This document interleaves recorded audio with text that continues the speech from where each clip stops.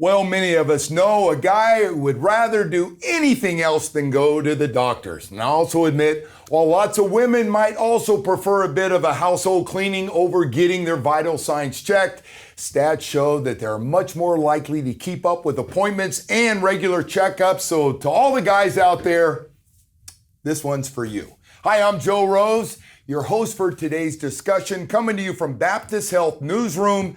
June is Men's Health Awareness Month, and we're here to bring attention to the reasons why we shouldn't hit the snooze on our health and issues affecting us, and ultimately empower men to take a proactive approach to their health.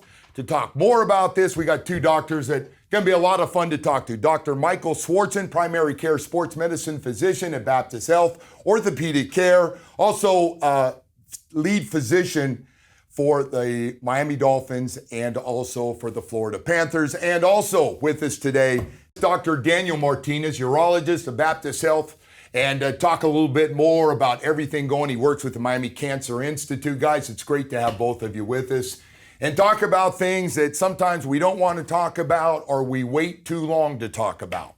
Thanks for having us.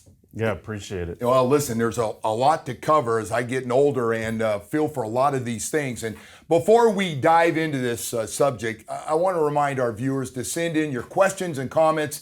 In the comments throughout this discussion, we are here for you and happy to answer any question you may have. And so we're going to get this thing started off. Dr. Martinez, urologist. And I told you before we started, way too late on when I went to urologist as far as should have gone earlier. And it was you're one of the hardest guys to talk to when you have issues. I'm just curious for you, what you would talk about when you talk about urologist and the things that are important that people can get an early jump on. Yeah, so urology is an interesting subfield because even in medical school, they don't teach a lot about urology. Most people, penis and prostates, which, yeah, okay, that might be right. But the reality is, I shock people when I tell people, 50% of a urologist practice is women also. My part in general is a lot more men's health, which is why I got into it. At one point I thought about doing orthopedics and I realized, you know what, I still fix a broken bone, but it's one particular bone that's broken. Right. And for me, it's incredible because it's a subject matter, as you said, that's so difficult for some guys to come out and really discuss it and bring it up. But once they get in there, they realize, oh my gosh, yeah. All right, this guy can really help me out. This guy can keep me healthy, he can keep me happy. It's one of those subfields that are under the radar, and it's like you said, it's difficult to get to, but once you get there, it's something that can provide a lot of services to men. And I have also found out in your profession, we wait, whatever it is, and go, maybe this thing will go away. And then people end up getting to you sometimes too late. That's correct. As a matter of fact, I do a lot of men's sexual health. And let's face it, there's no better motivator than sex.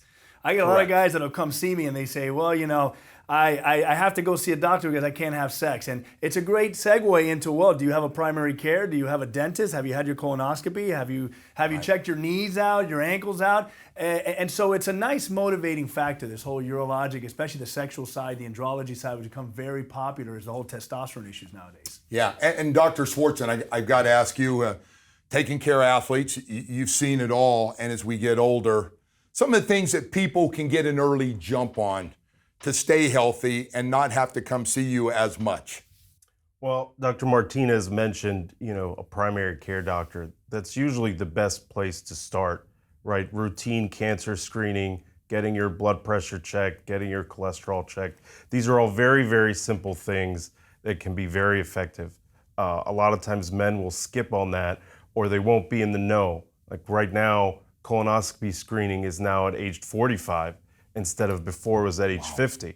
And so men may say, well, I don't need to go to the doctor till age 50, and they're 5 years behind.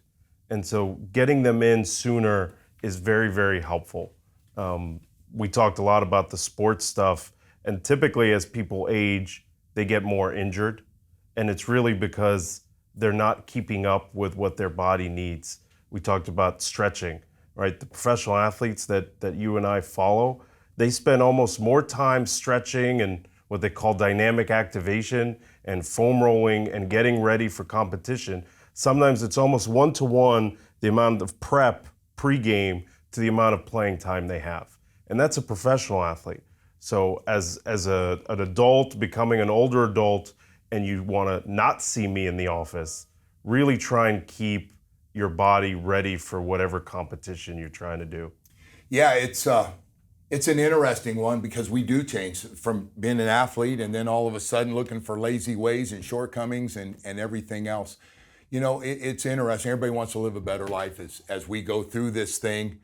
But we're not always real quick to come see you doctors and hoping like maybe a prayer or something will take care of some of these things. But I am always curious, for your profession as a urologist, what do you recommend to people that think they might have something? Sometimes they're going, oh, maybe I'm reading into this too much. Let me give it some extra time. What do you tell people?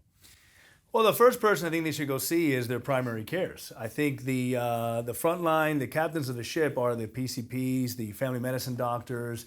These are really the physicians that will allow you to then go to the appropriate subspecialist to see and fix whatever problem they may have. Because if not, you're kind of going at it blind. Now, I get guys that come see me on their own that they want to just self-refer, whether it be to check their prostates, which is a very important thing. And prostate cancer is the most common cancer that men get. They say one out of every 5 to 7 guys will have it. And now the recommendation is to start checking your prostate if you have a family history at 40 and if not at 45. And so some guys will come directly to me, but I recommend starting off with your primary care and sort of giving them, hey, this is what I got. And based off of the list of what you may be feeling and or what you may need to have screened, then the primary cares will send you to the appropriate specialists. Yeah, the prostate's a big one because we hear so much about the prostate and the silent killer, as people will say. How does somebody know? Or is it just sometimes by just getting the work done and getting the blood work done?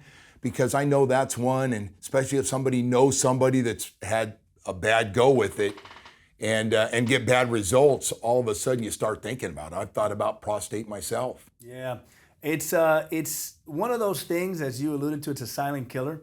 You don't really have symptoms when it comes to prostate cancer until it's too late.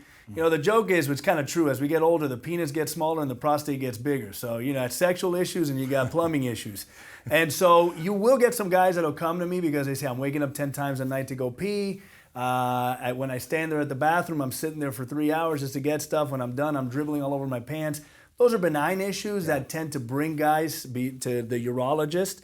But the prostate cancer screening, unfortunately, no, it's a silent killer. And so you got to be in the know, as the good doc alluded to. You got to know they're always changing these guidelines. And what better way to be in the know than starting off with your primary care, and then from there they're the experts of all these different who they should be referring to with regards to the different issues. Doc, I want to ask you about the physical. Yeah. Where it all starts. Get the blood work done. Yeah. I can't tell you how many times I've blown off that physical and, hey, you need to get your blood work spent. Hey, I'll get to that, because it's not a priority unless obviously something's wrong. What do you say to people that have been like years and kind of the old school thing they used to say about our parents, like, oh, I'm fine, I don't need to go see a doctor? You know, they could be right. I can't say to someone, you have to go see a doctor because something is wrong. That's not always true. It's a preventative visit, right? And so the idea is to look at your risk factors. What do your parents have? What do your grandparents have? What do your brother and sister have? And try and minimize the risk, right? Dr. Martinez mentioned if your relative had cancer, there's a chance you might have cancer. Why not try and avoid it instead of wait for it to happen? One of the things you were mentioning, what do you do when you have a problem if you want to, see if it goes away? The problem is when people wait, then they panic, and then you try calling a doctor, and seeing a urologist is not, you call on Monday, you get in Tuesday, right? It takes a while to get in to see people. And so my advice is always, hey, if something starts, call, make an appointment. If it goes away before the appointment, everyone's happy. Just call and cancel. But don't wait till it becomes some big issue and then you end up in the emergency department. And usually the emergency department or urgent care is there for things that'll, hurt you or kill you. Things that are more benign, they're just going to send you back to the community doctor. Doc, just a little follow-up, and for both of you. Diet, exercise. People say that and I go, yeah, great. comes from you guys, it sounds a little different and has a little bit more meaning. What do you say to people about living a better life, especially as you get into your last third of your living? I mean, for me, there's three main things that are important why men should exercise. One, the American College of Sports Medicine has said repeatedly, you want about 150 minutes a week of cardiovascular exercise and 150 minutes a week of some kind of strength resistance training. You can spread it out however you like. The important part is it's really good for your cardiovascular, so heart, lungs. It's very good for your brain. Keeps you neurologically intact, just exercise. Mental health, there's a lot of endorphins. People who exercise more are less depressed, have more energy, and feel better. But one of the things to talk about with men's health, men worried about testosterone and muscle loss. If you exercise, you can mitigate that loss. You can't prevent aging, but you can minimize its effect. And I can let you talk more about that. Yeah, as a urologist that specializes in sexual medicine and testosterone issues, I mean, what better way to fix that than continuing a very active, healthy lifestyle? I tell guys, look, you want to have better sex, exercise more, diet, stop smoking, stop drinking so heavily. And as you said, everybody's looking for the quick out. Unfortunately, we live in a society that, hey, give me this shot, give me this pill, and I'm going to feel better. No, the best way, the way to really fix it is to make the lifestyle changes and to continue that active lifestyle, getting the exercise in, doing the cardiovascular activity, lifting the weights, getting those endorphins running, getting that whole system to start working appropriately to produce testosterone and maintain that healthy level. And the worst part is once you let it go, it's real tough to get back on that wagon. So maintaining that is going to allow them to live a healthy lifestyle, which keeps them happy. And again, going back to the whole sex thing, what better motivator? It keeps them having good sex, because the healthier you are, the happier you are, the better sex you're going to have. I was going to say, the one topic that gets, when a group of men my age get together, that one usually pops up, and everybody's looking for that shortcut a little bit to get it back to what it was when we were younger. It's really interesting. Dr. Martinez, according to American Cancer Society, it's estimated about 1 in 8 men will be diagnosed with prostate cancer during their lifetime. Wow. What are some of the symptoms of prostate problems that you can look for as a doctor that you would be looking for? So when it comes to the prostate, again, it's one of these organs that, let's talk about what it does. So the prostate itself provides most of the fluid. When a man ejaculates, okay, a man has an orgasm, ejaculates, that's the majority of that fluid comes from that prostate and seminal vesicles. So it's something that we need for reproductive purposes, right? As we get older, it grows. And the problem with it growing is you got the urethra that runs right through the middle of it. And as it grows out, it's growing in. And that creates this obstructive process where the bladder now has to work a lot harder to get that urine out. And so you're going to start to notice changes in the way that you urinate. Frequency, urgency, weakening of the stream, leakage of urine, waking up at night to go pee, maybe leaking on yourself and having incontinent episodes. Those are all benign issues that we see in men as the prostate grows. With that, it can also develop cancer. But as I said, the cancer, unfortunately, is asymptomatic. And once you start having symptoms from prostate cancer, it's a little bit too late. Yeah, wow. That's right to the point there, Doc. I like that. Hey, what are some of the practical ways that men can prioritize their health for you guys? I'm just curious whether you would recommend. I was going to ask him, so for the prostate cancer screening, what do you recommend now? So the recommendation, this is based off of the American Urologic Association. Many years ago now, the U.S. Preventative Task Force came out and said, stop checking. Because yes, it is a very indolent cancer, meaning it's most people that have it will not die of it. But unfortunately, it's the most common cancer men get. And if you wait long enough, you're going to end up with problems and you potentially die from it. And there are some subsets of prostate cancer that are more aggressive. And so the recommendation, the American Urologic Association came back around and said, okay, let's revamp our guidelines. So the current recommendations from the American Urologic Association are start off with family history or no family history, or high risk, African Americans, some of the Caribbean islands have very high rate of prostate cancer. And so if you have a high risk situation, 40 years old, you start with a PSA, which is a blood test, and the rectal exam. So you do have to have that romantic moment. Just pick the skinniest fingers and go with it. If you don't have a family history, you can start at 45. And then from there, it's every year or every other year, depending on the levels. A normal level is less than 4, that's the PSA. In younger guys, and the definition of younger guys can be fluid, I know, we want to see it under 2. Guys that have a less than 1, really low risk. And so those guys maybe every other year. But for the most part, most guys get into the habit of checking it every year. It's part of a blood test that you go when you're primary. And so most guys will get it done every year once they hit that 40 or 45 mark. Now, the last part, I will say this, is when to stop. Because that was another major factor. Is as guys get older, what's the likelihood past a certain age that if you develop a prostate cancer, you're going to die from it? So currently the thought is 75 based off of a 10-year life expectancy.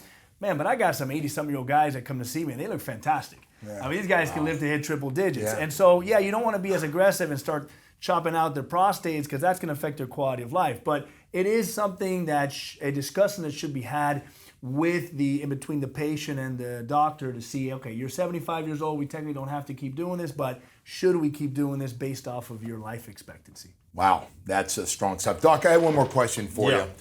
I see my guys going through it, and here, guys, whether it's an ankle, it's sore, it's not getting any better. When is the right time where you're not overreacting and you get a sports injury checked? For somebody that's got an ankle that constantly bothers them, a bad back that constantly bothers them, when is the time I don't want to have to go see him, or it could be bad? When do you tell people to finally come in? What's the point? The point is your quality of life, right? That to me is the biggest thing. We talk a lot about lifespan and how long people live, but really we should be concentrating on how good is the life that they lead. And having pain or having some limitation, I think either of those two are very valid reasons. So when you're younger, maybe it prevents you from going to work, so you're gonna go see the doctor.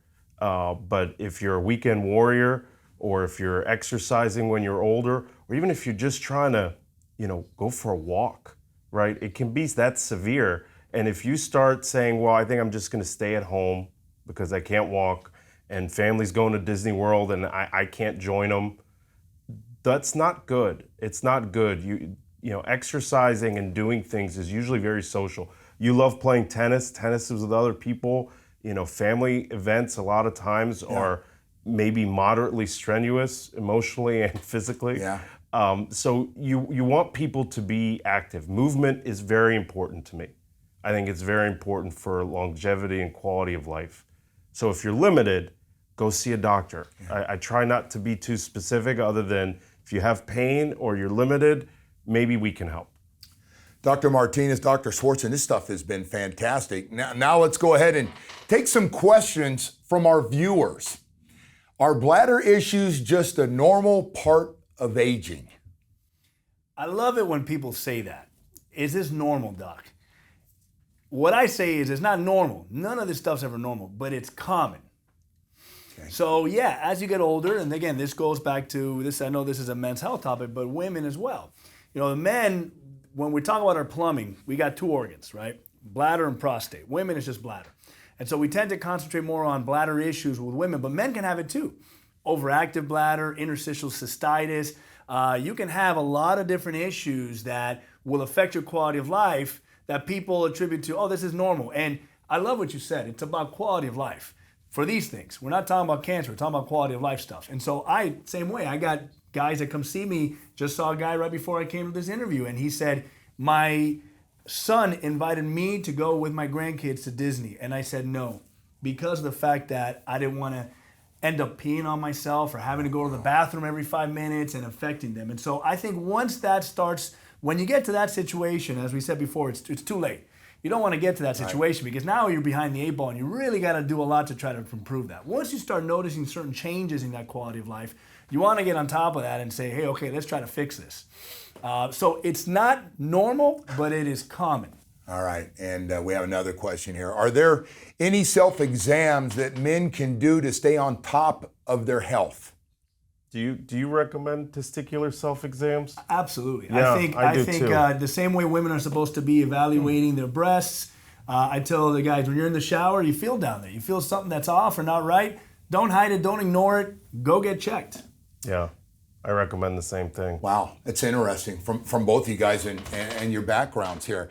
Well, listen, this has been some great conversation, guys. And I feel like we've been here 5 minutes with all this fantastic stuff. Thank you all, by the way, for sharing information. Before we go, just want to remind everybody to subscribe on Baptist Health's channel here to keep up with the latest health and wellness information and tips from the experts. You can also connect with them on social media and check out Baptist Health's resource blog for the latest health news, the baptisthealth.net/news. You also find a link there to also all the episodes of the Baptist Health Talk podcast. On behalf of everyone at Baptist Health, stay safe, stay healthy, and by the way, thanks for joining us.